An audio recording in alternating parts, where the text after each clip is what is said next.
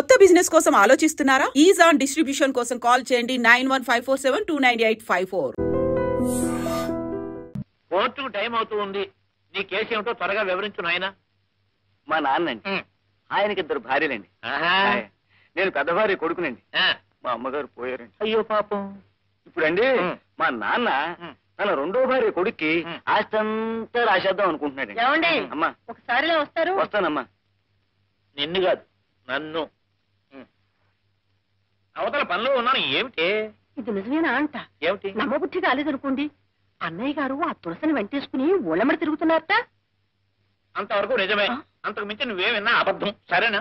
అది కాదండి, ఊళ్ళో అందరూ చెవులు కొరుక్కుంటున్నారు అనుకోండి. కొరుక్కోమను. చెవులేం కర్మ, ముక్కు నోరు కాళ్ళు చేతులు అన్ని కొరుక్కు తినమను. అది కాదు, నేను అవతల పార్టీతో మాట్లాడుతున్నాను. నన్ను డిస్టర్బ్ చేయకు. Don't disturb me. ఏమంటావయ్యా? మీ అమ్మగారికి 2 మొగుళ్ళు, మీ నాన్నగారు పోయారు. కాదండి, మా నాన్నగారికి 2 భార్యలు, మా అమ్మగారు పోయారు. ఓ ఏమండి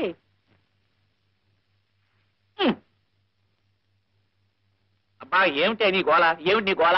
గోళా కాదు, గోళీ కాదు. నేను చెప్పేది వినిపించుకోరే. ఏమిటి? అన్నయ్య గారు ఎంత నిష్ఠాపరుడు, ఎటువంటి సాంప్రదాయమైన వంశం. రోజు దేవతార్చన చేస్తేనే గాని పచ్చి గంగైనా ముట్టేవారు కాదు. ఇప్పుడు ఏమైనా తప్ప తాగి రోడ్డున పడ్డాడా?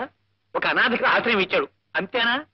పాయింట్ని నీ పాపిళ్ళగా అష్టవంకలు చెప్ప. అది కాదండి, అవతల పార్టీ.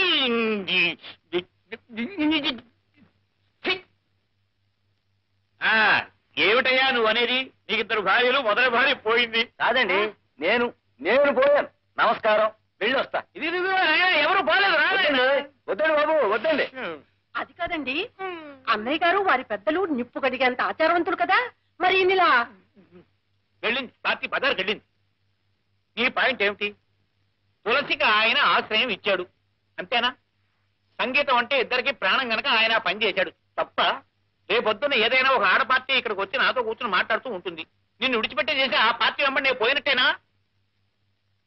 కులం ఏదైనా తులసి నిజంగా తులసి మొక్కంత పవిత్రురాలు. ఆ వినయము, విధేయత, నమ్రత, ఆ భక్తి ఇంకెవరికి రావు.